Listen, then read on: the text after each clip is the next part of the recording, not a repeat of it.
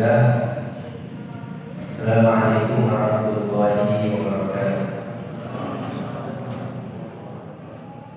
Innal hamdalillah nahmaduhu wa nasta'inuhu wa nastaghfiruh wa na'udzu billahi min shururi anfusina wa min sayyiati a'malina. May yahdihillahu fala mudilla lahu wa may yudlil fala hadiya lahu.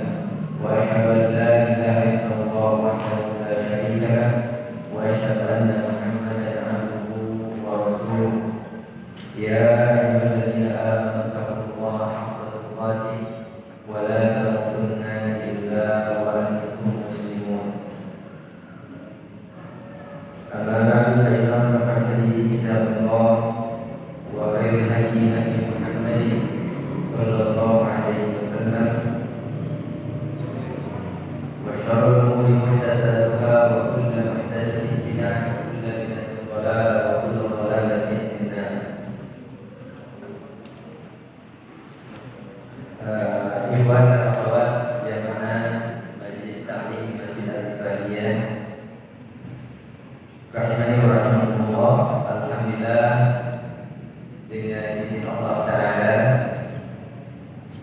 kita pada kesempatan malam hari ini di pekan pertama di setiap bulannya bisa kembali bertemu, duduk di majelis ilmu, mendengarkan penjelasan agama dari para ulama untuk kita pahami, khususnya yang berkaitan dengan materi fikih sebagaimana yang dijelaskan, dan fikih yang kita pelajari insyaallah fikih secara besar syari'iyah yang kita ambil dari kitab Safinatul Najah Fima Yajibu 'alal 'abdi Maula. Jemaah sekalian yang dirahmati Allah Ta'ala, di pertemuan pertama bulan lalu kita sudah masuk kepada sudah mulai materi tentang tanda-tanda balik ya. Kita sedikit ulang sebelum masuk ke materi baru, di mana dalam kitab Safinatul Najah karya Salim bin Sumail Al-Hadrami rahimahullah ta'ala menyebutkan ada 3 tanda balik, di mana yang 3 itu 2 dialami laki dan perempuan, yang 1 khusus dialami perempuan. Pastinya 2 yang dialami laki dan perempuan, pertama genap usia 15 tahun, berarti masuk ke usia 16, dan genap usia 15 tahun ini harus pas ya, tidak boleh kurang. Jadi 15 tahun pas, dan ukuran tahunnya dari sejak kelahiran itu dihitungnya melalui penanggalan hijriah. Masih kan penjelasannya begitu, dan harus pas, tidak boleh kurang walaupun sedikit. Demikian yang dijelaskan ulama Syafi'i. Di antara dalilnya masih kan? Di antara dalilnya banyak sekali ya, disebutkan dalam beberapa kitab. Di antaranya ketika Umar radhiyallahu anhu ya, ketika ingin mengikuti salah satu peperangan,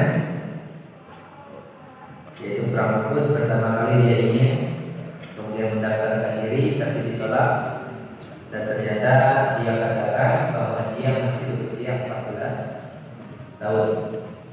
Kemudian dia ikut lagi mendaftarkan diri ketika ada panggilan perang Khandaq. Nah, ketika itu beliau diizinkan dan beliau dalam usia 15 tahun. Sehingga ketika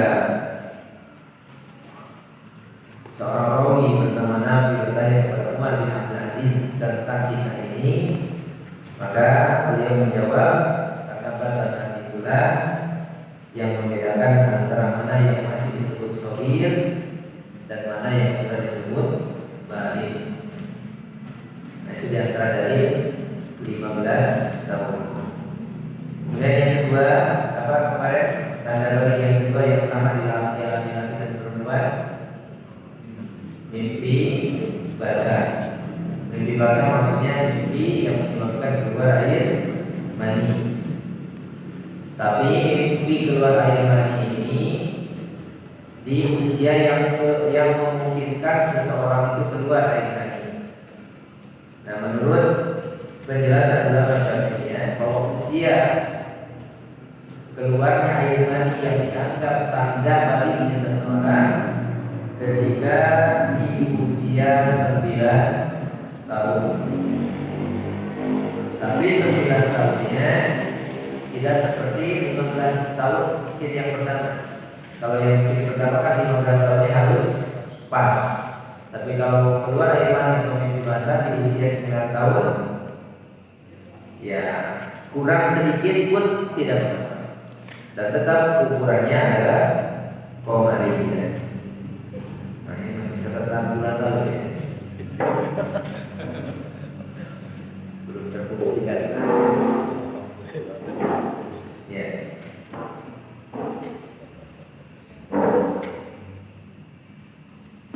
Kita ulang lagi. Ciri yang kedua adalah mimpi basah atau keluarnya air mani di usia 9 tahun, komaliyah, hijriyah penentuannya, dan itu masih dianggap ciri meskipun kurang, tapi sedikit kurangnya. Nah, di antara dalilnya banyak sekali ya, di dalam beberapa kitab syafi'iyah, di antara kitab Badan Huda, di antara dalam surah An-Nisa ayat 6, waqtal yatama hatta idza balagun nikah. Ya, waqtal yatama hatta idza balagun nikah. Ada kalimat balagun nikah sampai mereka sampai usia nikah. Nah, kalimat balagun nikah itu sebagai kata kinayah, kata kiasan untuk kemungkinan orang bisa berjima.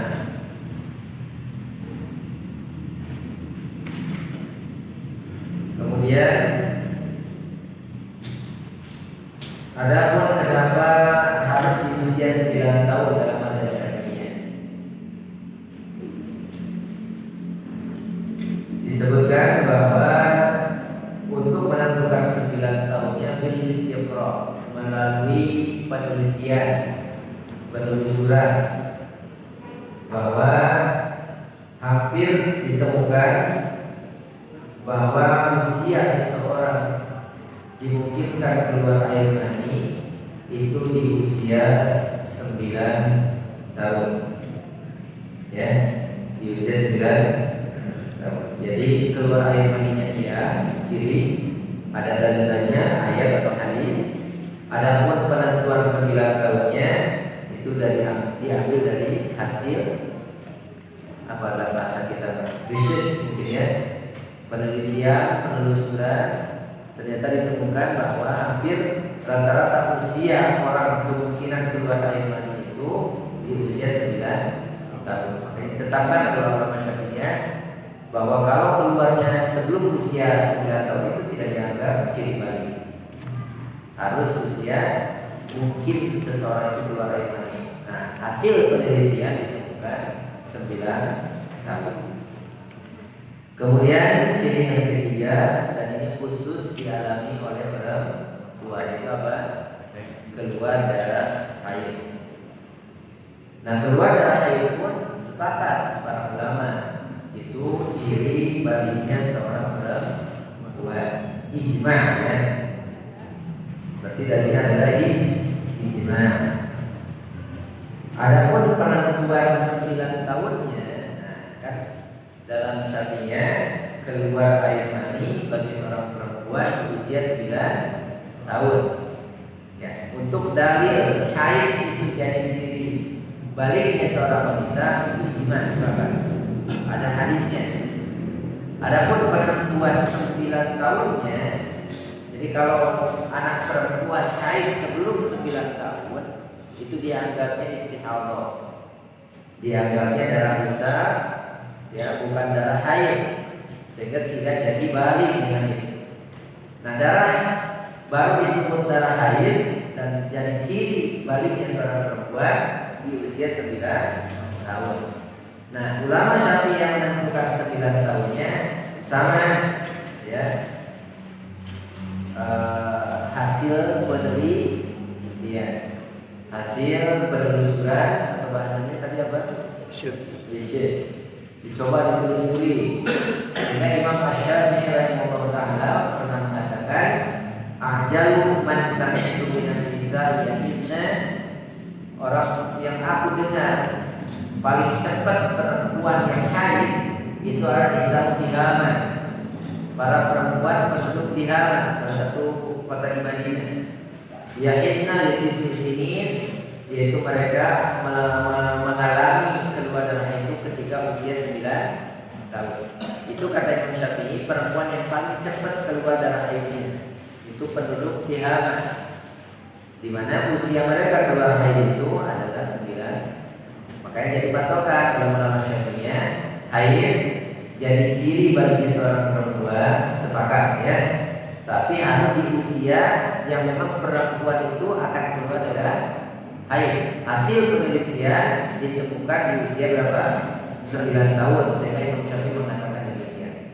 Nah, 9 tahunnya untuk batasan haid itu sama Qamariyah, Hijriyah, tapi tidak seperti yang 15 tahun. Dalam bahasanya Taqribiyah.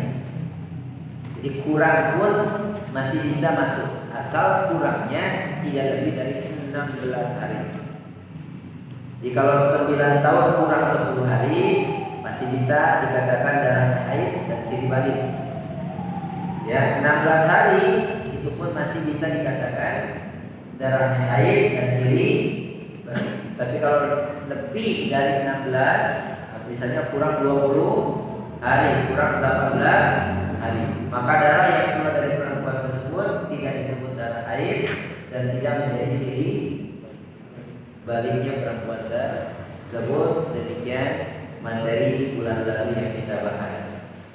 Ya, sekarang kita masuk ke bab baru.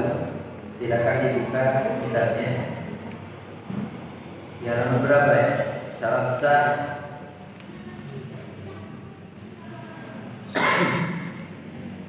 Nah, di tangan antum sekarang sudah ada Safinah versi terjemah. Cuma kita tidak ambil dari halaman pertama. Halaman pertama berisikan akidah ya. Materi fikihnya berawal dari bab ciri-ciri balik. Dilihat saja di daftar hadisnya, daftar isinya. Nah, ada dua versi yang akan dipegang ya. Ada versi Arab Indonesia langsung, ada versi logat Sunda, Arab logat Sunda. Tapi yang berbahasa Sunda jangan memaksakan itu. Cari yang terjemah hijau ya. Ketemu nggak? Halaman berapa? Setelah ciri-ciri balik, ada judulnya sekarang?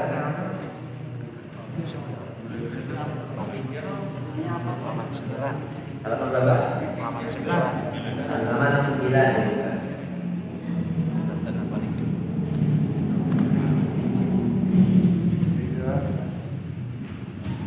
Judulnya apa di situ?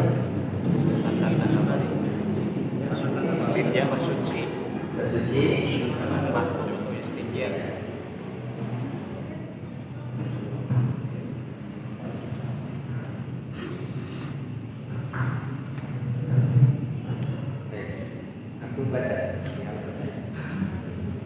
Kita ngajinya cita ya, ngaji kita bukan cipi, ngaji bumi. Biar fokus. Dibuka yang 9 judul kedua setelah ciri-ciri atau tanda-tanda balik. Kalau di kitabnya Faslun Syurut Ijza'il Hajari Tamaniyah. Lihat versi Arabnya dulu ya. Syurutu Ijza'il Hajari Tamaniyatun. Ada? Ya, faslun berarti fasal baru, bab baru. Fasal itu bab ya. Syurutu Ijza'il Hajari Tamaniyatun. Nanti versi terjemahnya silakan, karena mungkin versi terjemah akan beda-beda dari versi. Kalau kita dengarkan.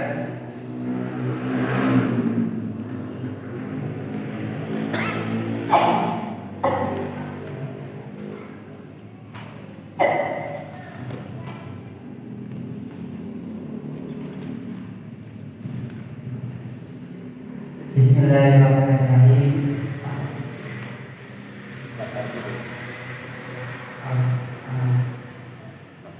Faslun alamatul wudu'i salasun. Sebelah bawah itu kan sudah.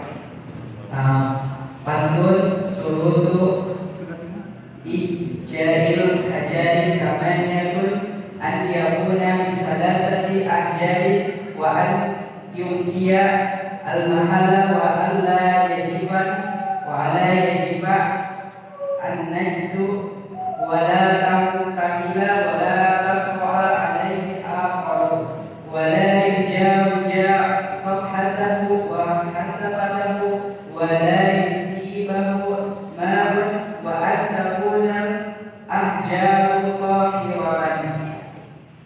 Terjemahnya silakan.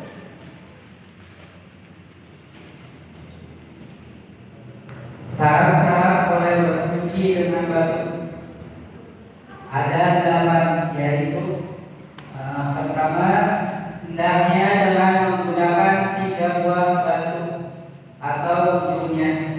Yang kedua, hendaknya dapat membersihkan tempat najis atau pada tempat najisnya itu tidak ada bukti najis. Yang ketiga, tidak atau belum keringnya najis. Yang keempat, najisnya tidak berpindah-pindah dari tempat keluarnya. Yang kelima, najisnya tidak tertimpa oleh najis lainnya. Yang keenam, najisnya tidak melampaui arah samping lubang dubur bagi yang buang air besar dan tidak melampaui ujung zakar bagi orang yang buang air kecil. Yang ketujuh, najisnya tidak terkena air. Yang kedelapan, keadaan batunya harus suci.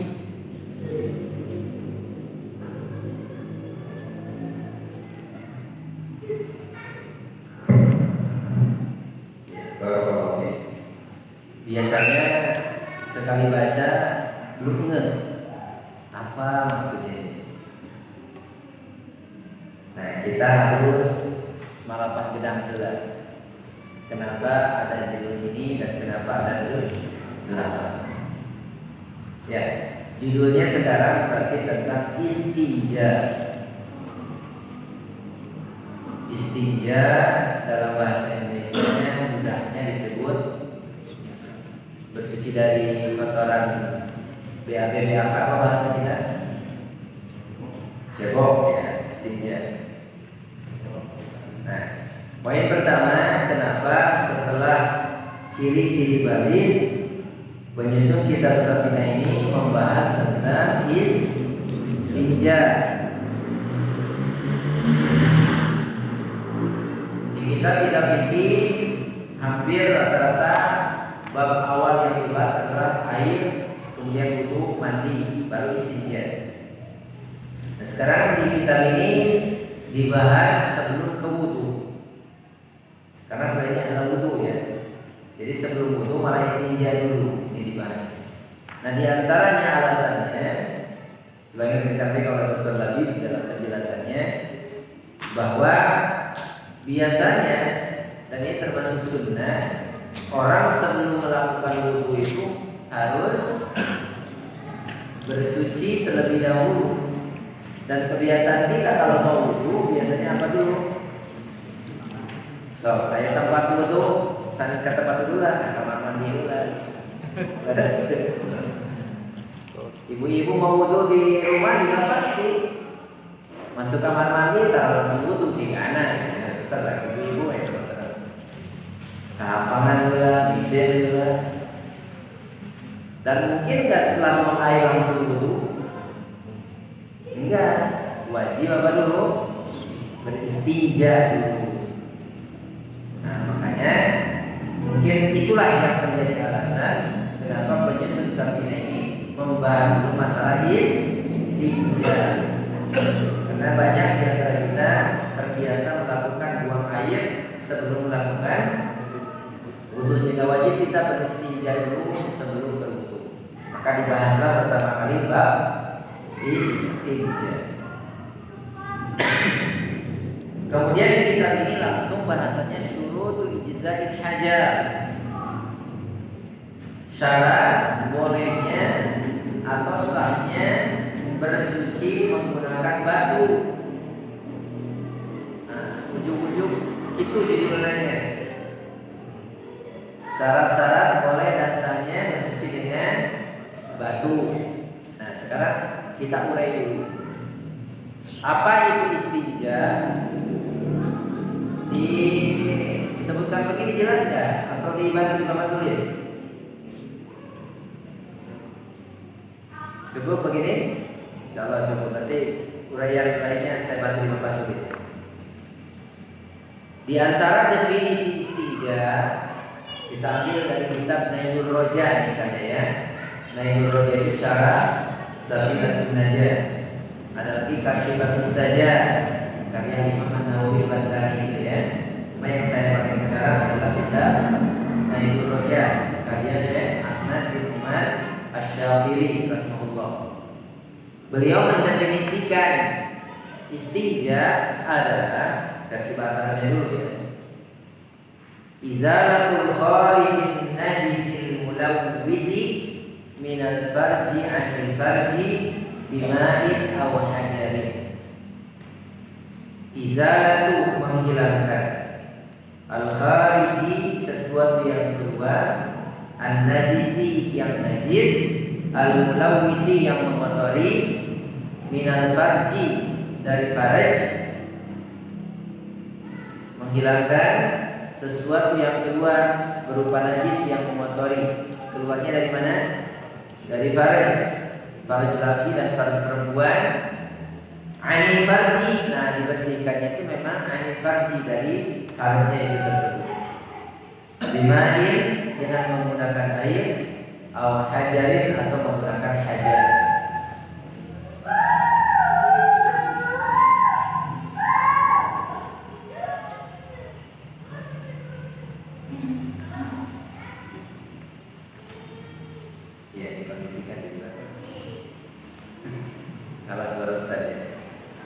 Ulangi. Menghilangkan sesuatu yang keluar berupa najis yang mengotori. Keluarnya dari mana? Dari faraj dan dibersihkannya dari faraj tersebut menggunakan air atau batu. Baik, saya tuliskan aja di papan tulis ya. Sehingga ini penting untuk memahami apa itu istinja dan dari situ kita akan paham hakikat istinja. Sebelah sini gimana bisa lihat? Ada spiralnya? Sebelah sini bisa kelihatan? Ini masih kabelnya belum panjang? Iya.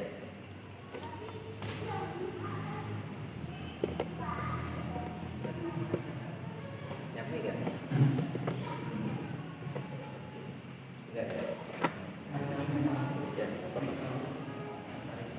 Berarti kita akan membahas tentang istinja.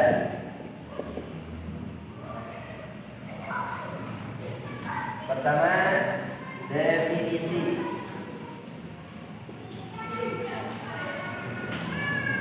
Apa itu istinja? Kalau di bahasa Indonesia sering mudahnya diterjemahkan apa tadi? Cebok ya. Nah, kita tuliskan dulu versi bahasanya. Izalatu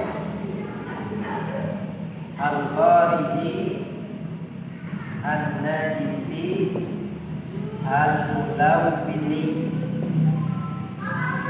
Izalatu al-khariji an-najisi al-mulawwini minal farji. Menghilangkan. Berarti ini satu. Ada 4 ya patokannya. Yang kedua, sesuatu yang keluar berupa najis dan najis tersebut mengotori karena basah mungkin ya. BAK yang kita keluarkan kan basah, pasti akan mengotori farj kita. BAB yang kita keluarkan dari lubang dubur kita itu pun mengotori area sekitarnya, baik lubang duburnya atau area sekitarnya. Mau menuju ke Rawas Batu Aman namanya, benar melalui minal farji, ya, anil farji, minal farji, anil farji, ini catatan ketiganya. Di mana minal farji, anil farji, di mana najis itu keluar dari faraj dan memang dikeluarkannya dari faraj. Sehingga begini, tidak bisa disebut istinja kalau najis itu sudah tidak lagi di faraj. Tadi faraj apa? Kemaluan. Mohon maaf, kita kencing, ya, kemudian si air kencing itu nempel di kaki kita, wajib dibersihkan nggak? Nah itu bukan istinja. Dia cebok sana ya. Maka ayat bahasa minal farji, anil farji, minal farji itu dia. Disebut istinja itu area yang dibersihkan itu faraj. Katanya menuju naon eta? Ieu menuju istinja. Enggak. Istinja mah masih faraj. Jadi membersihkan najisnya di area faraj. Kena baju misalnya, kena celana, wajib dicucikan, tapi bukan lagi disebut istinja. Karena ini bukan faraj, ini baju, ini kaki. Ini catatan ketiganya. Bimain au hajari. Ini catatan keempatnya. Berarti yang namanya istinja itu ada aktivitas menghilangkan. Ya, ini aktivitasnya. Ada objek yang dihilangkannya, berupa sesuatu yang keluar, di mana yang keluarnya najis dan sifatnya mengotori. Ini apanya? Objek yang dibersihkannya. Kemudian area disebut istinja itu kalau area yang dibersihkannya faraj. Karena keluarnya dari faraj, maka dibersihkan area faraj. Bukan area sekitar, bukan area selain itu. Bukan berarti tidak wajib dibersihkan ya. Tidak disebut istinja. Apa dikatakannya? Menghilangkan najis aja, bebersih di najis. Tapi istinja mah iya. Yang keempat, alat yang digunakan. Aktivitas, objek, area, alat yang digunakan. Makanya dari definisi ini kita akan paham. Istinja itu mencakup 4 rukun dalam bahasa. Jadi rukun istinja ya 4. Satu, ada orang yang melakukannya, pasti ya ada orangnya.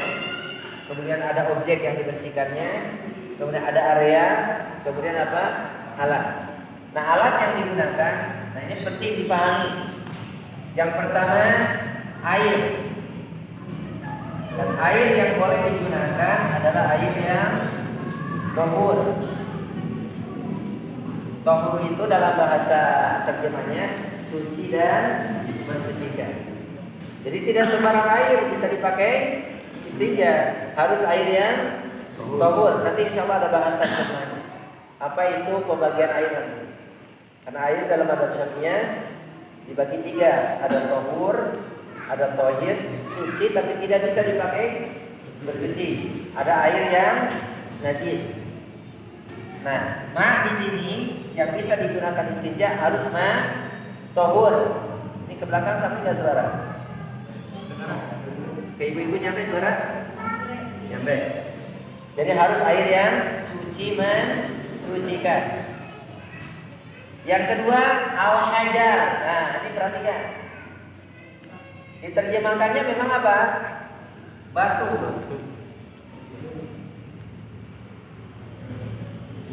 Bukai kayak gini tuh. Nah, sekarang akan paham. Apa itu hajar yang dimaksud? Oke, dalam terjemah diterjemahkannya batu. Tetapi hajar di sini adalah hajar syar'i. Oh, ada hajar syar'i ya. Batu syar'i. Jadi ayat batu secara bahasa ketinggalnya babatuan. Ayat hajar syar'i. Terus ada hajar sesuai kriteria syariat. Namanya hajar, tapi bukan hajar apa yang ada di benak kita, batu. Tak ayat istilah hajar syar'i. Nah, hajar syar'i punya kriteria 4. Nah, sehingga tidak lagi terbayang di kita hanya oleh batu saja kita beristinja. Awas, ini sedang bicara apa? Alat istinja. Nah, apa saja hajat syar'i? Pertama, dalam bahasa Arabnya jamin. Jamin itu kering. Benda yang kering. Berarti tidak apa? Tidak basah. Yang kedua, ini kriteria apa? Hajar syar'i. Makanya sering diterjemahkan bukan batu ya, hajar itu, tapi non air. Selain air.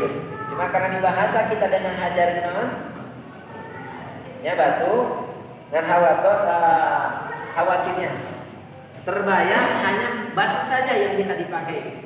Padahal lihat penjelasan para ulamanya tidak terbatas batu. Makanya seperti dalam Kasyifatus saja Imam Nawawi menjelaskan ada yang disebut hajar syar'i. Apa itu hajar syar'i? Pertama, setiap benda yang sifatnya kering atau tidak basah. Banyak nggak selain batu? Banyak. Kering dan tidak basah. Kedua, harus thahir, suci. Jadi kalau suci bukan najis. Udah? Misalnya mana ada kotoran hewan sudah sekian tahun mengeras sekeras batu. Dalam mazhab Syafi'iyah semua kotoran hewan tanpa terkecuali najis. Dalam mazhab Syafi'iyah ya, semua kotoran hewan semuanya najis. Dia mengeras, mengering, berarti masuk jamin. Ya, tapi tidak bisa tetap karena dia tidak suci. Sementara hajar syar'i yang bisa dipakai istinja harus thahir. Yang ketiga harus qali'. Qali' itu bisa membersihkan.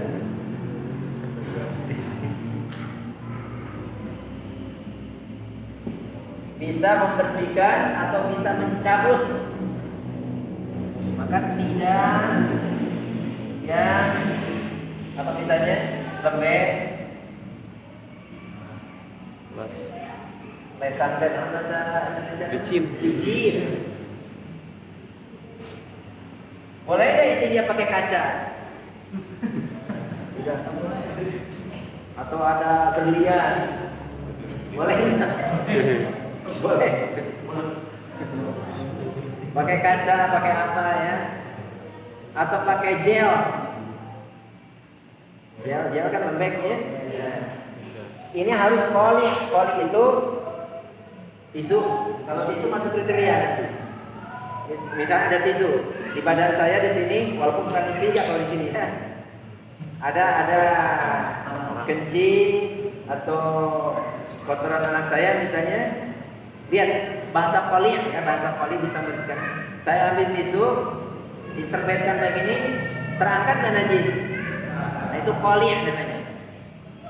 Tapi kalau pakai kaca, wah kalau ngelegaan, geleser, berarti itu tidak qali' bahasanya. Paham ya? Bahasa Arab kadang agak susah diterus. Gimana? Qali' itu bisa mencabut. Maka benda-benda yang lunak, lembek, licin tidak bisa dipakai untuk istinja. Yang keempat sifatnya, wah ini hajar, sehingga memang tidak terbatas batu. Yang keempatnya apa? Ghairu muhtaram.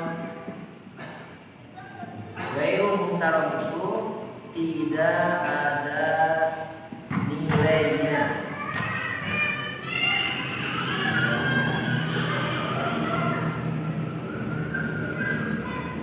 Ghairu muhtaramin, kriteria keempatnya tidak ada nilai atau tidak diagungkan. Benda-benda yang berharga, benda-benda yang ada nilainya, benda-benda ada yang nilai besar, itu tidak bisa dipakai untuk istinja. Dicontohkan oleh para ulama dalam kitab-kitab fikihnya seperti lembaran-lembaran kitab. Kertas memang kholif. Kertas ya, dia kering, dia suci. Kertas juga kholif. Kertas nyimpan kotoran ayam masuk lagi kertas dipayun. Kertasnya berarti kholif. Tapi kalau kertas tersebut ada tulisan ilmu atau ngarobik kertas kitab, nggak boleh. Bukan dia tidak suci, bukan dia tidak kering, tapi muhtaram berarti. Sementara hajar yang bisa digunakan istinja harus gair muhtaram.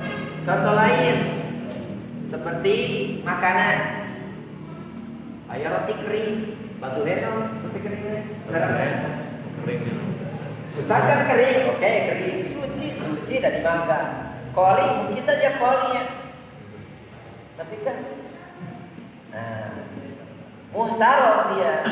Sekarang harus goir, ada kalimat goir, tidak ada nilainya.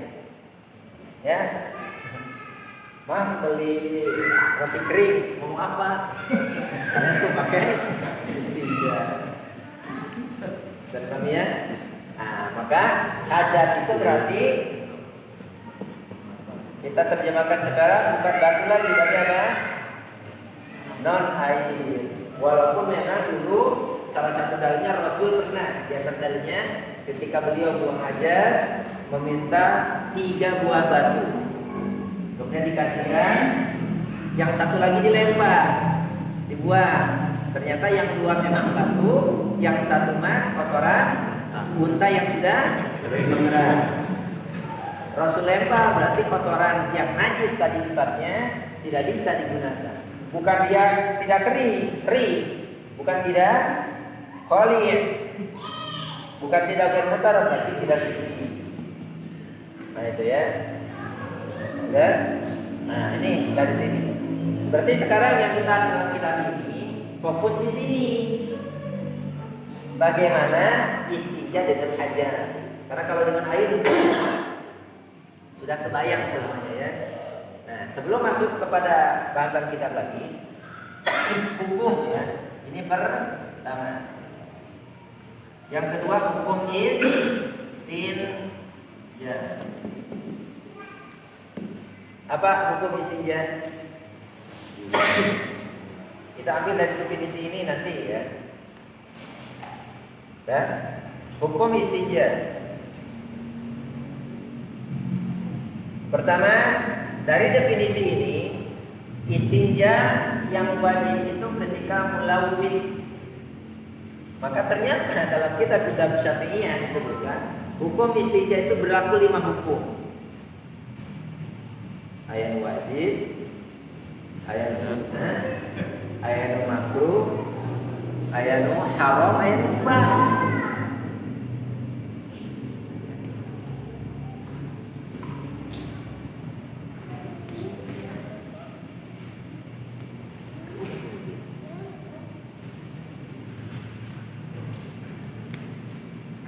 Ulangi ya, hukum istinja.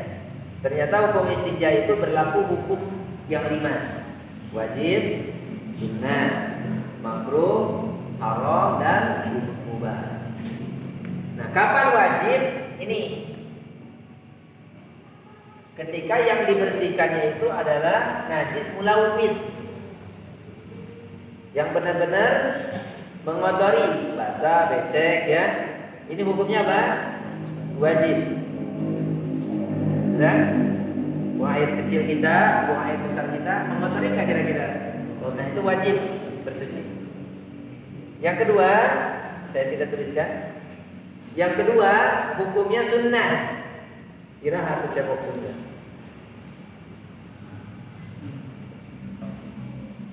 Disebutkan dalam kitab Taibur Roja misalnya, ketika yang keluarnya tidak mulawwid. Misalnya yang keluar dari faraj depan atau belakang itu sesuatu yang keras. Keluar batu. Batu mengotori kan? Jadi batu. Tak, batu bungkul. Misalnya BAB-nya batu. Burung kasuari, Pak. Mana? Burung kasuari. Iya mah. Nah itu penjelasanannya. Jadi ketika yang keluarnya jamin keras, berarti tidak mulawwid, Kalau mulawis kan basah sifatnya ya. Air kencing basah, BAB juga kan ada basahnya, ada lembeknya. Nah kalau sifatnya tidak mulawis itu sunnah. Termasuk keras. BAB ya, kotoran. Yang keras tidak Nah, bisa. kalau sekiranya memang merasa bahwa setelah keluar nggak ada meninggalkan bekas sedikit pun, berarti sunnah. Tapi kalau ada bekas-bekasnya, berarti kan mengotori. Wajib juga. Nah, wajib maksudnya. Lain model batu ada mau meninggalkan bekas batu. Maka dicontoh anak-anak namun seperti keluar. Pokoknya sesuatu yang keras seperti batu. Tapi kalau mungkin seminggu belum buang air besar sehingga mengeras keluar, tapi biasanya tetap mengotori area sekitar itu. Pokoknya tetap bau. Wajib itu. Nah, maka masuk wajib. Pokoknya lihat mengotori atau walaupun mungkin kita tidak memastikan mengotori atau tidaknya ya. Itu menggunakan bola batu doang ya, prasangka kuat. Ya. Satu wajib, dua apa? Menurut ada aneh namanya makruh. Nah, ya cebok makruh ini. Dicontoh di dia buang air apa? Istinja ada di hukum makruh seperti orang beristinja pada buang angin.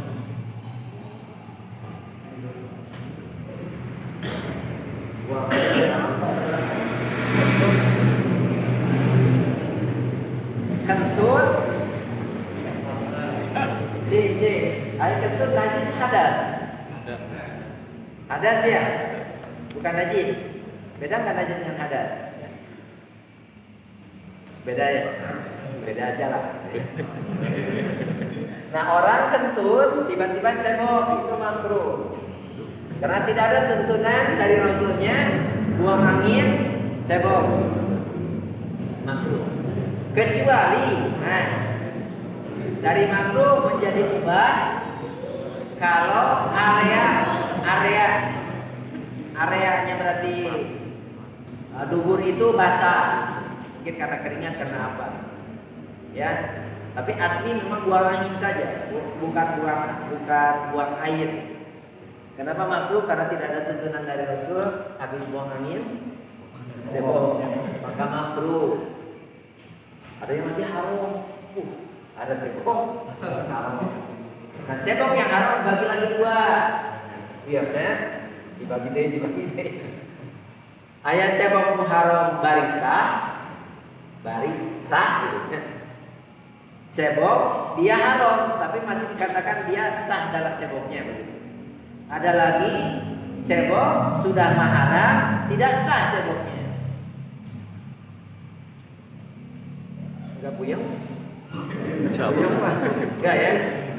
Tapi lanjut aja Pak. Di sini kita mengalami kasus. Contoh haram tapi tetap sah ceboknya. Yaitu ketika kita menggunakan air hasil curian. Nah, ayah pipa pam dijebol, nana cebok eta, sah cebok nana, ngam dosa karena air yang dipakainya, sehingga sebenarnya itu cebok yang haram. Tapi karena pakai air yang suci menentukan, sah ceboknya, tapi punya dosa pencurian pam. Atau ada aqua nih, aqua sudah saya miliki misalnya kan, ini sudah milik saya gitu. Tengah kanan kiri dia mulus gitu. Ambil air di botol itu misalnya, lari saja. Memang bukan rutin ini mau dipakai, sah ceboknya, tapi haram sebenarnya karena hasil.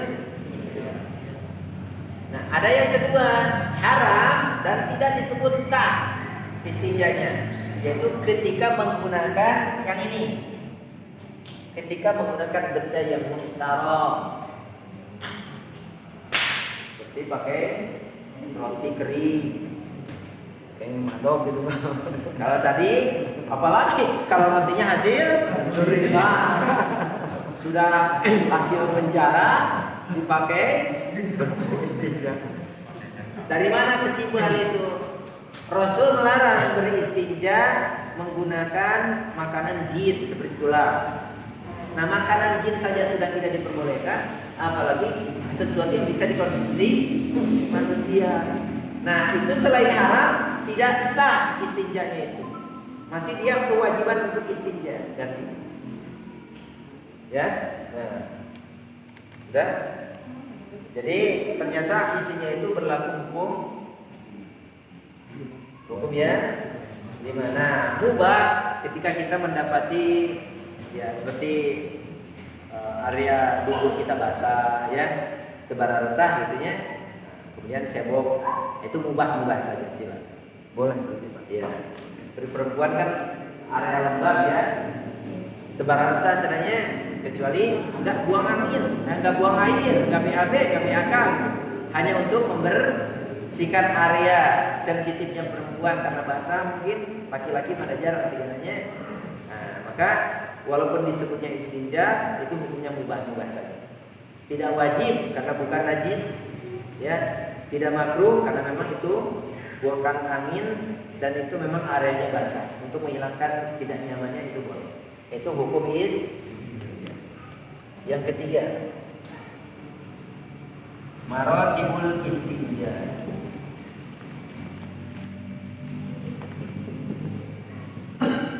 Awas, berarti yang sedang kita bahas istinja yang wajib itu ketika sifatnya mulau, ya, najis yang mulau. Dah. Hukum istinja sudah. Nah, maratibul, biar masuk ke bab ini, kok tiba-tiba ada hajat ya. Kenapa ada 8 syarat? Biar masuk. Nah, ketemunya di sini nanti. Apa maratibul istinja? Tingkatan-tingkatan istinja. Tingkatan-tingkatan beristinja. Insyaallah ya. Nah, maratibul istinja ada 3. Insyaallah di poin-poinkan begini sebenarnya memudahkan. Definisi istinja mencakup 4 poin. Maka aku pamingkai ulangan kirang hiji salah. Udah 4 poin. Ya. Kemudian apa yang dimaksud dengan hajar? 4 poin. Ya. Apa hukum istinja? 5 poin. Tuh kan? Pedas. Tingkatan istinja ada berapa? Jawabannya 3. 4, 5, 3. Ya. Angka pelajaran kita hari ini. Paham? 4, 5, 3. Sama ada 8. Oke. Jumlah berarti sama ada. Tingkatan beristinja. Yang pertama, dan itu yang afdol. Yang pertama dan itu yang afdol. Al-jam'u baina al-ma'i wal hajar. Bahasa kitanya menggabungkan awas, hajar silakan aja kita terjemahkan batu, tapi hajar itu hakikatnya bukan hanya batu ya, bahasa hajar itu. Nah, yang pertama beristinja itu menggabungkan antara air dengan hajar. Air dan hajar. Gak apa-apa, kita terjemahkan hajar saja ya. Mudah-mudahan tidak lagi hanya di batu terjemahannya. Nah, bagaimana caranya? Menggabungkan air dan hajar. Caranya gimana? Air dulu atau hajar dulu? Hajar dulu, air dulu. Hajar dulu. Prakteknya begitu. Walaupun tulisannya di sini menggabungkan air dan hajar, tapi dalam prakteknya hajar dulu. Mohon maaf. Kalau secara mazhab Syafi'iyah, jadi saya teringatkan. Ibu-ibu biasanya menyeboki bayi itu pakai tisu basah. Nah, dalam mazhab Syafi'iyah enggak sah itu. Karena tidak jamin. Enggak kering. Ya, tisu basah kering enggak? Sama dengan tisu basah. Nah, dalam mazhab Syafi'iyah enggak masuk kategori istinja itu. Kalau mau basah pakai air aja udah. Kalau mau pakai tisu kering, berarti jamin masuknya itu. Tisu basah suci memang. Koli mungkin kolinya. Ghair mutarab iya. Tapi ini terlanggarnya nih. Nah, makanya lihat, ketika menggabungkan air dengan hajar, hajar dulu. Fungsinya kenapa hajar dulu? Nah, ini bedanya. Kalau hajar itu meringankan zat najis. Menghilangkan dan meringankan zat najis. Mohon maaf, misalnya di area dubur kita nempel kepingan ya. Peninggalan itu ya. Nah, biar cebok kita tangan ini tidak langsung bersentuhan dengan najis tersebut, maka pakai apa dulu? Hajar dulu, entah tisu dulu atau apa. Tapi harus yang kering ya. Karena harus jamit tadi. Sudah. Nah, dikeringkan, dihilangkan, hilangkan bekas-bekasnya.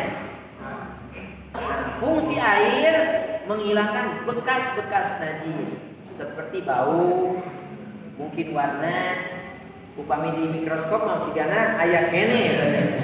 Tah, dibersihkeun anak kunaon? Cair. Maka tingkatan yang paling afdol dalam beristinja gabungkan antara hajar dengan air. Caranya gunakan apa? Hajar. Kemudian air. Jangan terbalik. Air dulu kemudian, karena tidak ada fungsi, itu menyia-nyiakan hajar. Karena dengan air sudah najisnya hilang, bekasnya hilang. Paham ya? Tapi menggabungkan hajar, kalau digunakan hajar dulu, menyedikitkan, meringankan dulu najis. Baru sisa-sisa dan bekas-bekas yang tidak hilang oleh hajar dibersihkan pakai air. Ini tingkatnya yang pertama. Nah, yang tadi syarat-syarat yang 8 tadi bukan di sini tempatnya. Ya, bukan di sini tempatnya. Jadi syarat ada 8 hajar itu ketika kita istinjanya hanya hajar. Maka tingkatan kedua dan ketiga yang kedua al-iktisaru 'alal ma', hanya menggunakan apa? Air. Ini yang kedua. Berarti tingkatan kedua hanya menggunakan air. Jadi selama ini kita banyaknya yang kedua ini, ya, hanya menggunakan air. Dan fungsi air adalah menghilangkan najis dan menghilangkan bekas-bekas najis. Maka cukup air saja. Nah, yang ketiga al-iktisaru 'alal hajar.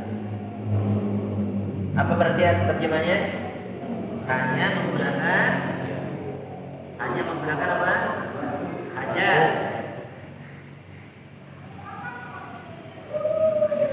Atau langsung aja ya, nggak pakai iktisar kepanjangan. Ya. Yang kedua alma, yang ketiga hajar aja ya, biar tidak terlalu panjang. Yang kedua menggunakan air, yang ketiga menggunakan hajar. Nah, ada sesuatu yang tersembunyi di balik ini.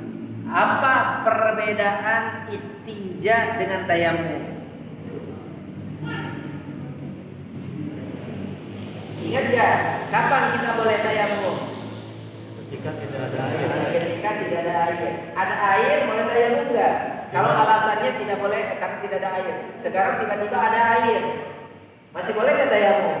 Lebih sakit. Enggak sah. Kalau alasannya karena tidak ada air. Nah, sekarang ada air, maka enggak boleh tayamum. Istinja enggak begitu. Ada air, tapi kalau kita mau pakai hajar sah. Jadi tidak disyaratkan boleh istinja dengan hajar tidak ada air. Itu bukan syarat. Dan ini kekhususan umat Muhammad sallallahu alaihi wasallam. Kekhususan kita umat Muhammad sallallahu alaihi wasallam. Saya ulang ya, ini penting soalnya. Kan orang kadang suka berpikir masuk ke toilet kok tisu yang disediakan. Dulu mah suka alergi ya. Iya maksudnya itu apa susu sebenarnya terjadi kayak cair. Nah, pakai hajar. Karena tisu itu kategori ada ember, ada tisu, wah pemborosan bukan. Karena mungkin al-jamu bainal ma'i wal hajar. ya, atau hanya pakai tisu. Jadi sekali lagi, bersuci dengan hajar tidak disyaratkan ketika tidak ada. Jadi boleh air ada, tapi yang dipakai hajar itu boleh. Atau hajar ada, air ada, tapi kita pakai air saja. Tisu ada, di ember ada air. Antum mau gabungkan tisu dulu, kemudian air, itu yang baru. Atau ada tisu, ada air di ember, yang kita pakai tisu aja. Boleh saja, sah saja. Asal mengikuti kriteria, nah baru masuk ke situ. Kriteria yang bakal disebutkan 8 syarat. Nah, kemudian kesimpulan terakhir kata para ulama, kalau boleh memilih di antara air dan hajar, saya akan hanya satu yang saya gunakan, maka afdol air. Karena air tadi fungsinya menghilangkan najis ya, menghilangkan bekas-bekas najis ya. Sementara hajar hanya menghilangkan najis. Bekas-bekasnya tidak bisa hilang, tapi itu termaafkan. Dan itu merupakan kekhususan umat Nabi Muhammad SAW. Ada beberapa kekhususan umat Nabi Muhammad dalam bersuci. Apa saja coba? Banyak keistimewaan umat Nabi Muhammad SAW. Khusus dalam bab bersuci apa saja selain ini? Berarti istinja dengan hajar, sebagian ulama membedakan. Kalau istinja itu pakai air, kalau hajar namanya istijmar. Tapi dalam kitab ini seolah-olah muallif penyusun kitab ini tidak membedakan istilah istinja baik dengan hajar ataupun dengan air, sama-sama istinja. Tapi di beberapa kitab fikih membedakan. Untuk istilah bercebok dengan menggunakan hajar diisilakannya apa? Istijmar. Istijmar itu berarti bersuci dengan selain air, ya. Karena hajar itu tidak hanya batu. Jadi kalau kita dengar kalimat istijmar ini, ya, bersuci dengan menggunakan non air. Tapi dalam kitab ini kenapa nggak ada istilah istijmar? Karena penyusun kitab Safinah ini tidak membedakan istilah istinja baik dengan air ataupun dengan hajar. Makanya diistilahkannya tetap istinja. Nah, tadi apa saya tanyakan? Keistimewaan umat Nabi Muhammad dalam masalah bersuci ya. Selain ini apa? Ada yang pernah dengar mungkin? Satu, bahwa umat Nabi Muhammad boleh beristinja dengan hajar. Satu ini ya. Yang kedua,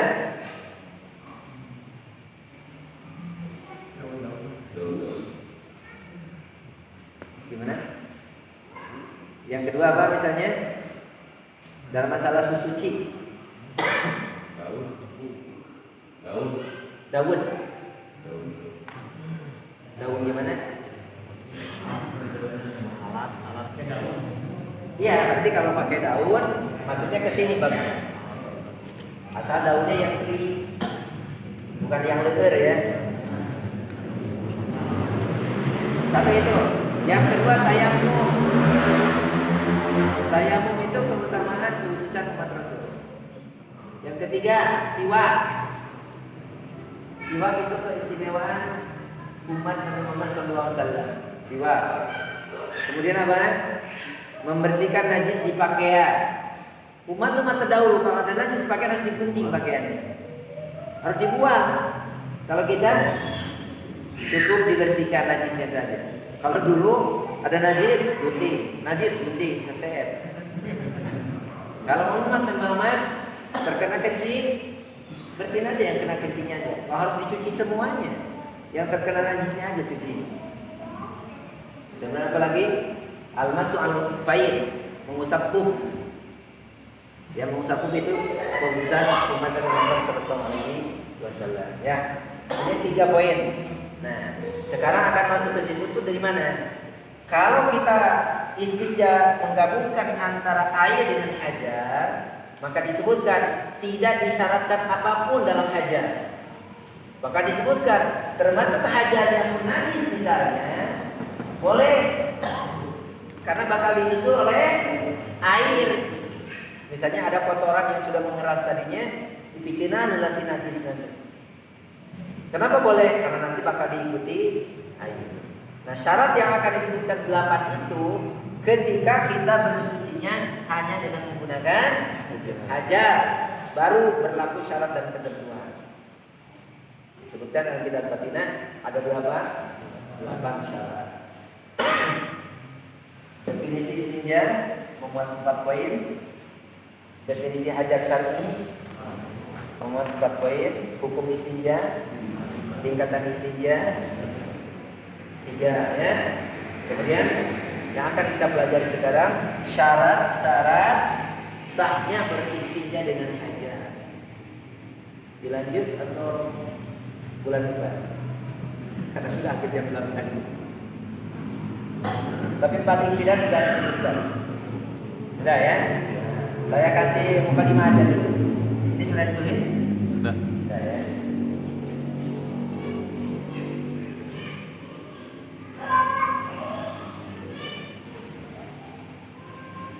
Tapi kenapa tadi nyebokin pakai tisu basah nggak bisa disebut istinja yang sah? Karena tidak sah. Kalaupun mau pakai tisu, kalaupun enggak air aja udah. Tapi tidak termasuk penggabungan air sama itu tisu basah, penggabungan air sama hajar. Oh, kalau air harus ada aliran air nanti. Disebut air itu harus ada aliran. Tapi tetap suci. Gimana? Kalau udah pakai tisu basah tetap suci. Enggak, kalau kita bicara ini madzhab Syafi'iyah ya. Berarti kalau istinjanya tidak dikatakan sah, Tidak suci. masih perlu dilakukan bersuci. Kan biasanya buat bayi saja. Ya, makanya Tisu basah. alternatifnya sekarang awali dengan tisu kering. Nah, gitu.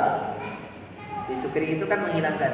Karena kalau tisu basah itu, karena nanti ada syarat ya. Kenapa tidak boleh? Karena diantaranya basahnya itu bakal melebarkan najis. Jadi asalnya di area sedikit, di area tertentu, diledotkan.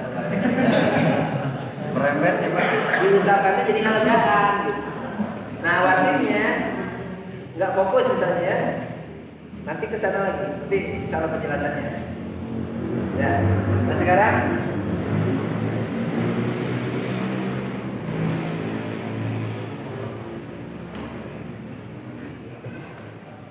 Tapi iya dia. Nah, gimana yang pakai tisu basah kembali lagi yang si itunya orangnya itu sakit gitu tanpa pengair. iya, solusinya tadi awali dengan yang kering. Karena harus jamin. Misalnya kalau tidak boleh kena air ya lakukan yang tadi. Kering, suci, tapi asal angkat bau, nah bau itu termaafkan. Kalau misalnya tidak boleh kena air ya. Harus kita dapat ini. Tisu ini masuk kriteria ini ya, tisu yang kering. Ya kering, suci, kolit, gue putaron. Kalau istimewa kita ya, tisu toilet pakai mulut ini kan. Berarti memang tidak ada apanya. Tidak ada nilai, tidak ternilai. Nah, apa judul di kitab tadi? Syurutu Ijzail hajar. Syarat-syarat sah dan cukupnya beristinja dengan hajar. Syarat-syarat ijazah itu cukup dan sah beristinja dengan hajar. Tadi kan tingkatan ketiganya apa? Beristinja hanya dengan hajar. Nah, kalau kita ingin beristinja dengan hajar, biar dikatakan ijazah. Apa ijazah itu? Cukup dan sah. Sehingga sudah dikatakan kita bersih dari najis sehingga boleh untuk sholat dan sebagainya. Nah, syurut ijazahil hajar dalam kitab Safinatun Najah ada berapa? 8. Yang 8 ini kita bagi 3 biar mudah. Bagi 5. Aduh. Atau langsung 8 juga nggak apa-apa yang beda. 5 biar mudah. A berkaitan dengan masak atau prakteknya. Berkaitan dengan masa atau praktek membersihkannya. Ya, yang kedua atau B ini berkaitan dengan objek. Apa tadi objeknya? Najisnya ya. Berkaitan dengan objek yang dibersihkan. Kemudian yang ketiganya berkaitan dengan alat itu apa gunanya? Sarana ya. Dengan alat atau media. Alat atau media ya. Yang digunakan. Ujung-ujungnya ke sana. Cuma kan tadi mah langsung 8 gitu ya. Sekarang bagi kita mengurutkan 8 itu agak susah. Maka sebagian ulama menerangkannya begini. Ya, beberapa berkaitan dengan ini, berkaitan dengan ini, berkaitan dengan ini. Nah, dibagi 3 dulu. Bersuci istrinya dengan hajat disebut sah ketika memenuhi kriteria di antaranya. 1 berkaitan dengan praktek membersihkannya. Harus seperti apa? Yang kedua, syarat yang berkaitan dengan objeknya. Dan yang ketiga, syarat yang berkaitan dengan media. Sekarang medianya apa tadi? Aja. Saya kira untuk poin ini, nah, ya. Jadi untuk poin yang ketiga berkaitan dengan media yang digunakan berupa ajar, ini syaratnya. Dia harus jamin, dia harus apa? Suci, dia harus qadir dan ghair muhtaram. Sehingga nanti kalau dijumlahkan akan lebih dari 8 sebenarnya. Karena dalam kitab itu syarat batu hanya 1.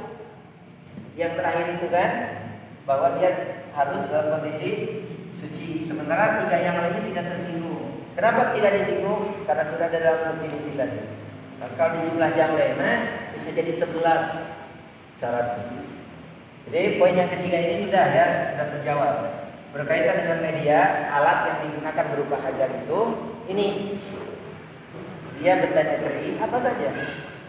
Kemudian qadir, kemudian qali, kemudian germo. Taruh tadi sudah penjelasannya ya.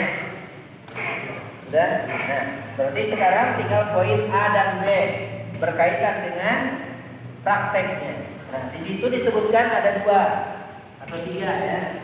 1 harus 3 kali. Harus 3 kali. Harus 3 kali. Awas ya. Di situ bahasanya harus 3 buah batu. Tetapi yang sebenarnya dijelaskan para ulama bukan masalah jumlah batunya, tapi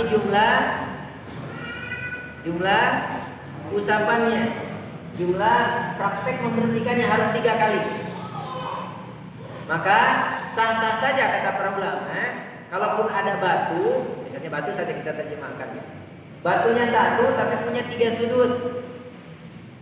1 sudut pakai usapan pertama, sudut kedua pakai, sudut ketiga pakai.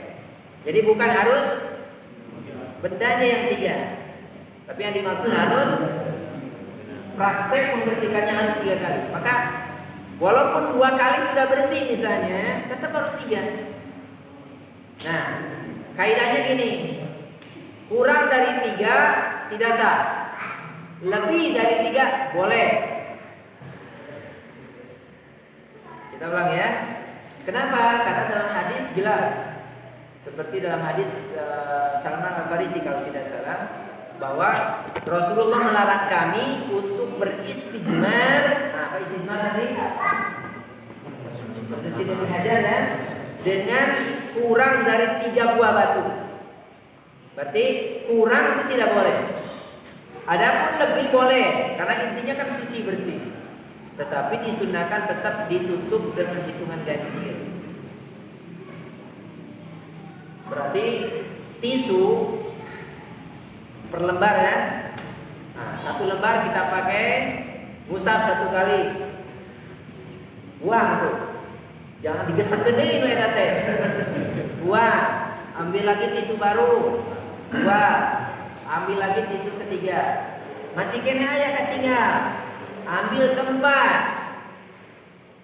Kemudian tutup kelima. Nah, 2 kali dia terus bersih. Nah, masih tetap harus ditutup dengan 3. Jadi kurang dari 3 tidak, tapi boleh dari 3 boleh, asal tetap disunahkan ditutup dengan hitungan. Jadi penjelasan 3 buah itu bukan bendanya saja, bahkan ini mah kalau mau sensasi lah bahasanya ya. Boleh dengan 1 batang misalnya kayu, 1 kayunya tidak punya 3 sudut, 1 kayu tapi bisa dipakai. Dicontohkan dalam beberapa kitab ya di Nailur Raja untuk membuktikan bahwa bukan harus 3 bendanya tapi 3 kali saja. Maka sah saja walaupun 1 benda tidak punya 3 sudut dipakai 3 kali. Contoh gimana? Setelah diusapkan, dicuci dulu, dikeringkan karena tidak boleh basah kan? Diulang-ulang, dianeh deui. Iya tadi kasihan lah, dielap deui. Oh, percaya. Cara mudah Itu membersihkan. untuk menunjukkan bahwa yang dimaksud itu bukan harus 3. Hanya begitu kasusnya. Tapi secara dijawab fikih sah. Yang bagaimana 3 kali. Makanya terus saya itu ayah bayuran kucai mah antara gabung kucai dengan hajar terkadang tilu-tilu kayaknya kan gitu boleh. Awas ya, yang tadi al-jamu tidak disyaratkan ini. Yang penting dahulukan dulu hajar walaupun cuma sekali. Walaupun itu benda najis ya. Nah, kemudian yang ketiga, ayat kedua, syarat yang kedua.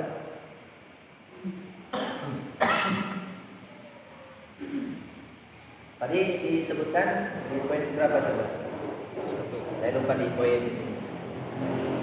Nah, yang pertama kan bitalah satiah jarin. Nah, berarti masuk ke poin yang pertama berkaitan dengan praktek membersihkannya. Kemudian yang keduanya apa? Anyun kial mahalla. Anyun kial mahalla berarti apa? Harus apa yang kedua di poin? Coba diterjemahnya gimana? Syarat yang kedua apa? Dapat membersihkan najis. Dapat membersihkan tempat najis.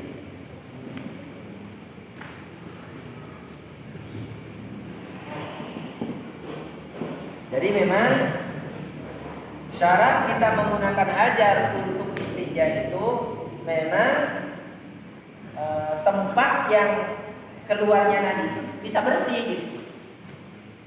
Makanya tadi kenapa disyaratkan dalam media yang dipakainya. Makanya nanti prakteknya, nah ini syarat yang ketiga, tapi tidak disebutkan di kitab bahwa usapan, sebut saja usapan ya. Setiap usapan menyeluruh mengenai tempat najis. Ayo digambarkan itu ada kagoknya. Sudah kebayangkan tempat keluar najis? Ya, sekian sentimeter lah areanya. Jadi setiap kalau kita pakai tisu misalnya, setiap usapan itu harus mengenai semua tempat najis. Jadi ulah tilu tisu teh. Tisu pertama luhurna heula. Tisu kedua gigirna. Tisu ketilu gigir juga. Setiap usapan harus kena ke seluruh tempat keluar najis. Sehingga memang syarat kedua nanti memang dapat membersihkan tempat najis. Bagaimana prakteknya itu? Pokoknya usapan itu harus bisa membersihkan tempat najis. Itu syarat kedua. Nah, disyaratkan yang ketiga, makanya setiap kali usapan itu harus kena ke seluruh tempat. Ya. Jadi bukan 3 itu, 1 untuk bagian atas, 1 untuk bagian bawah, 1 untuk bagian pinggir, enggak. Setiap itu kalau misalnya laki-laki yang lebih muda ya, lubang kemaluan depan ketika kecil. Ya, kan areanya sedikit ya. Mohon maaf, berbeda dengan perempuan misalnya. Maka setiap kali usapan itu harus kena ke lubang keluarnya yang kecil semuanya. 3 kalinya begitu. Ya. Jadi ulah luhurna heula, handapna, terus kaki jil enggak. Semuanya langsung. Sehingga memang syarat kedua nanti bisa membersihkan tempat najis. Paham ini? Ini sudah 2 plus tambahan ini memang enggak ada disebutkan di situ. Disebutkannya dalam kitab-kitab syarahnya. Bagian 8 gimana? Nah, ini banyak yang berkaitan dengan objek. Ya, lihatnya di kitab bahwa najis yang keluarnya tidak boleh kering, tidak boleh mengering ya. Kalau sudah mengering tidak lagi bisa menggunakan hajar, harus pakai air. Bapak-bapak pernah makan di piring remeh, tidak langsung dicuci, rapetnya kucai BSC. Apa ya? Nah, kalau kotoran yang ada di tempat keluar itu tidak langsung dicuci, tidak langsung dibersihkan. Misalnya BAB jam 8 dibersihkan jam 11 misalnya ya. Dan itu sudah mengering. Terlalu jauh nanti. Ya, yang itu sudah mengering gitu ya. Bisa jauh dulu jamnya. Nah, maksudnya bukan tidak boleh dibersihkan, maksudnya tidak bisa lagi digunakan hajar. Paham ya? Tapi kalaupun kering masih bisa, ternyata masih bisa lepas dengan hajar, berarti masih bisa. Ini maksudnya tidak boleh mengering itu sehingga tidak bisa dibersihkan dengan hajar. Ya, di tisu basah misalnya, ada kan masih ada pakai tisu basah gitu. Dari penuh dari dengan demikian maka tidak lagi bisa berfungsi hajat. Ya, harus menggunakan apa? Yang ketiga apa tadi? Tidak berpindah ya. Syarat berapa itu kita? Tidak berpindah apa? Tidak berpindah dari tempat keluarnya. Gini prakteknya, maksud praktek itu gambarannya ya. Terbayangnya laki atau perempuan, buang air kecil aja ya terbayang. Keluar ya, tetesan demi tetesan berakhir kan. Tak, nah ada tetesan terakhir. Najis yang keluar dari kemaluan kita bukan lagi air kecil, tapi ada benda lain nempel di. Walaupun debu najis suci. Ya, kalau tadi kan dibahasakan najis ya, tapi dalam penjelasannya baik benda yang bercampur itu najis atau suci. Atas dalam montos bercampur dengan benda lain, kudu pakai cair. Terbiasa ngangge. Jadi mau sempit prakteknya. Ya. Sudah tidak bercampur dengan benda lain, baik benda itu najis ataupun suci, baik itu padat ataupun air. Dapatnya? Nah, yang ke-11 karena ada yang tidak disebutkan, yang disebutkan apa itu? Tidak melewati nomor berapa itu? Yang tidak melewati itu? 6. Nomor 6. Tidak melewati apa? Tadi tidak melewati apa? Satu arah. Nah, kalau dalam bahasa Arabnya sofha dengan hasyafah ya, tidak melewati area sofha. Ini tidak ada lagi batasnya. Area sofha dengan hasyafah. Sofha itu imit, tahu imit? Kalau kita jongkok, kalau kita jongkok terpisah keduanya. Tapi kalau berdiri menyatu. Dua benda yang terpisah saat jongkok dan menyatu saat berdiri itu sofa. Nah, kalau kita buang airnya sampai membleber ke sana, misalnya lagi mencretnya, mohon maaf, lagi mencret buang air ke sana. Sudah. Jadi bukan hanya dibuang kubur tuh si najis itu, tapi langsung melewati tempat keluarnya najis sampai kepada sofa. Sofa itu area pinggir gitu ya. Nah, atau melewati hasyafah. Hasyafah itu kepala daka. Jadi kalau airnya lagi kencing sofa yang terarah dia kencingnya sofa itu para rubuh arah TK itu dia gitu. Nah, kalau melewati area kepala dakar itu tidak bisa lagi istinja dengan hajat. Harus dengan ketika dia melebar saja dari tempat itunya juga tidak boleh kan yang poin ini tidak berpindah dari tempat keluarnya kan. Nah, ngomong ketika awal keluarnya melebar melebihi tempat keluarnya najis tersebut, maka tidak lagi bisa digunakan hajat. Intinya sah kita beristinja dengan hajat sekalipun masih ada air. Berarti masuk ke tingkatan ketiga ya. Namun kalau kita ingin hanya menggunakan hajat dan beristinja, maka ada 8 syarat yang disebutkan dalam Syafi'iyah atau menjadi 11 ketika dirinci begini. Karena 4 berkaitan dengan media, kemudian 3 berkaitan dengan praktek membersihkannya al-masfu, kemudian ada 4 berkaitan dengan objek najis yang dibersihkan.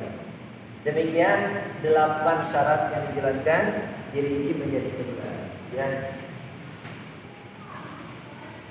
Mudah-mudahan ini ada faedah dan bisa dipahami khususnya ketika kita belajar fikih mazhab. Dan demikian wallahu ta'ala alam materi yang berkaitan dengan masalah istinja atau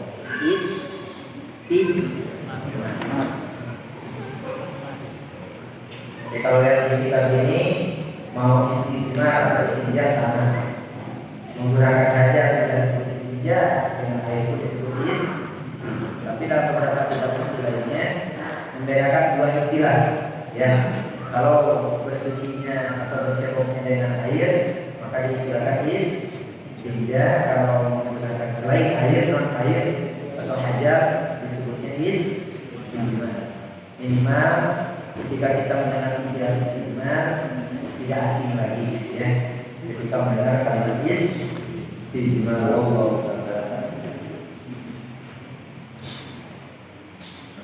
cukup ya. Mudah-mudahan bisa dipahami yang benar dari Allah Ta'ala, yang keliru dalam penjelasan itu keterbatasan saya pribadi. Silakan yang lain. Kalau Allah mengampuni dan menunjukkan yang benar, insya Allah kita akan kembali di bulan depan. Itu kitabnya dikumpulkan lagi atau kalian pada hadiah jadi bukunya dihadiahkan, tapi tidak untuk disimpan ya. Dibaca minimal nanti kajian berikutnya dan diharapkan membawa catatan, karena catatan semacam ini tidak bisa di buku itu ya, maka diharapkan membawa catatan ya. Demikian Allah Ta'ala subhanahu wa ta'ala.